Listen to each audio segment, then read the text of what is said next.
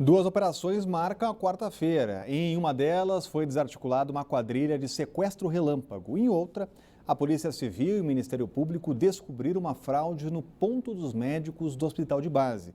A repórter Érica Blaine está com a gente por aqui, traz mais informações. Boa tarde, Érica. Olá, boa tarde, Rodrigo. Boa tarde a todos. Pois é, manhã agitada aqui em Brasília, né? Duas operações. Em uma delas, uma quadrilha especializada em sequestros relâmpagos foi presa. Esse grupo era formado por 3 homens, uma mulher e um adolescente. Um grupo bem ativo. Em menos de uma semana, praticaram aí mais de 3 sequestros relâmpagos. Um grupo também atípico. Eles geralmente pegavam a vítima num estacionamento de shopping e levavam para um cativeiro em Ceilândia, no setor O. Isso para evitar aquele desespero da vítima, né? Para que não chamasse aí tanta atenção. Em uma dessas abordagens, eles se depararam com o filho de dono de uma rede de supermercados bem conhecida aqui em Ceilândia. E aí viram que o carro dele era blindado. Não desistiram aí do sequestro, muito pelo contrário. A partir daí, eles fizeram ainda mais sequestros relâmpagos, desistiram momentaneamente desse sequestro e praticaram mais crimes para angariar mais dinheiro, para comprar mais armas, para poder aí ter como alvo esse filho dessa rede de dono de supermercado, esse dono da rede de supermercados. E aí, o que aconteceu? Eles também queriam fazer uma reforma nessa casa que servia de cativeiro lá em Ceilândia, para que eles pudessem aí fazer um isolamento acústico na casa para poder pegar mais gente, ser menos, né? Fazer com que os vizinhos tivessem menos de desconfianças, no caso da vítima, e começar a gritar. Enfim, esse plano não deu certo, a quadrilha está presa, está aqui no Departamento de Polícia Especializada. Outra operação também aí envolvendo a Polícia Civil e o Ministério Público tem a ver aí com funcionários do Hospital de Base, inclusive médicos. Eles foram, durante a manhã, trazidos à delegacia para prestar depoimento, aquele depoimento obrigatório, né? E à tarde vai ter uma coletiva de imprensa para dar mais detalhes sobre essa operação.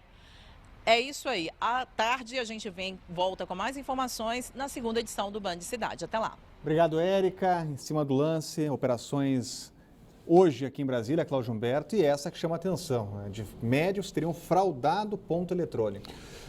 Exatamente. Olha, a gente precisa cumprimentar com entusiasmo o trabalho do Ministério Público do Distrito Federal e Territórios, que está à frente dessa operação, com o auxílio da Polícia Civil do Distrito Federal.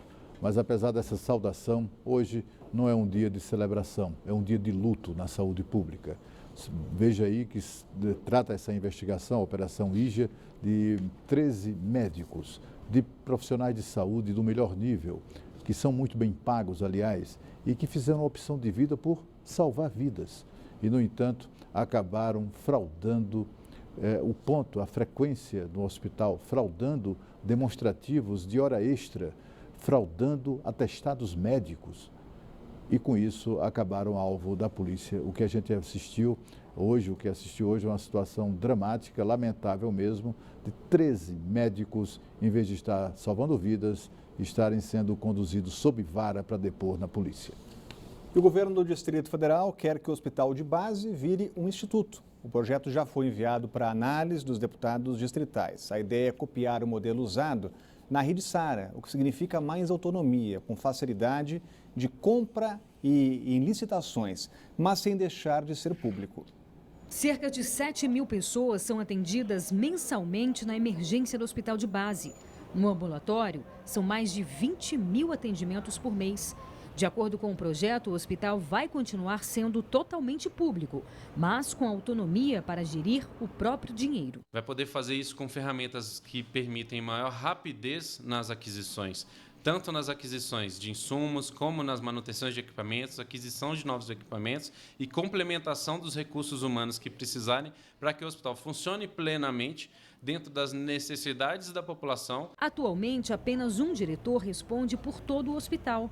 A proposta prevê que essa responsabilidade seja dividida entre um coordenador e mais 8 pessoas que formariam o Conselho do Instituto Hospital de Base. O presidente do conselho seria o secretário de Saúde, 4 indicações feitas diretamente pelo governador e outras 4 indicações, uma feita pela Associação de Usuários, outra feita pelos próprios trabalhadores do hospital, outra feita pelo Conselho de Medicina e outra feita pelo Conselho de Saúde. A proposta está nas mãos dos deputados distritais, mas não tem previsão de quando será votada. Caso seja aprovada, a previsão é que as mudanças já comecem a valer em até 6 meses. E agora, decisão nas mãos lá dos deputados distritais. Exatamente. Olha, a proposta é maravilhosa. Eu nunca entendi como é que nós temos uma experiência tão de sucesso como é o Hospital Sara, e isso não tinha sido ainda estendido a toda a rede pública, não apenas de Brasília, mas de todo o país. O Hospital Sara é uma referência de qualidade, é uma referência de atendimento médico competente e sem ausências. Não tem essa história de não tem médico para trabalhar. Lá os médicos trabalham, as pessoas são recompensadas pelo atingimento de metas, elas são recompensadas pela dedicação ao trabalho, muito ao contrário do que acontece no serviço público.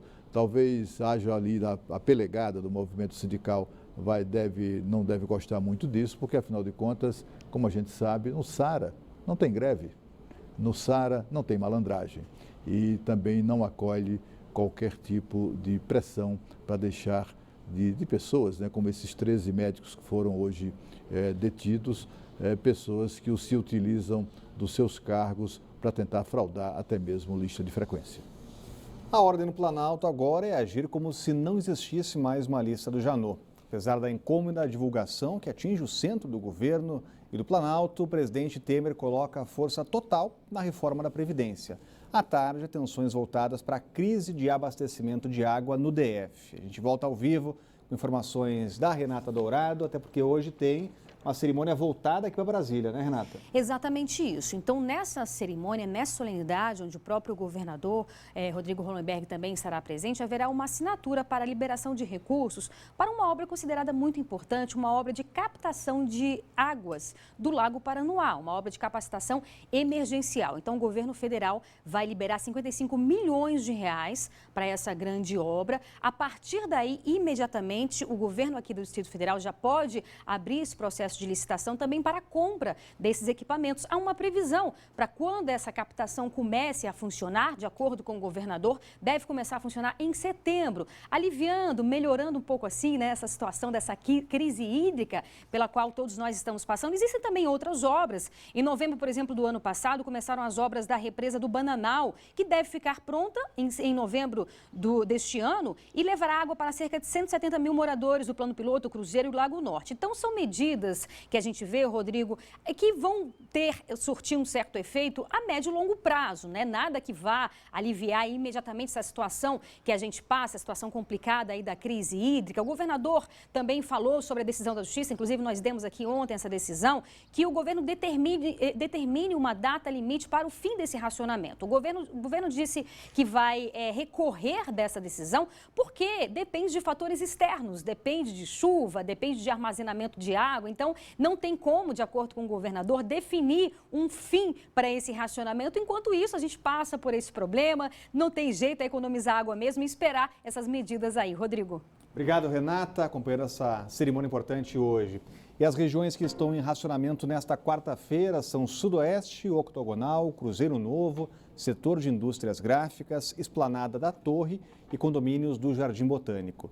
Todas as regiões são abastecidas pelo reservatório de Santa Maria, que amanheceu em 47,86%. Também ficam sem água Guará, Taguatinga Sul, Arniqueiras e Riacho Fundo 1, que fazem parte do Descoberto, hoje em 44,20%. O cronograma completo no site caesb.df.gov.br. E a seguir, o Minha Brasília consagra a trajetória de um garçom que já faz parte da história da capital. É logo depois do intervalo.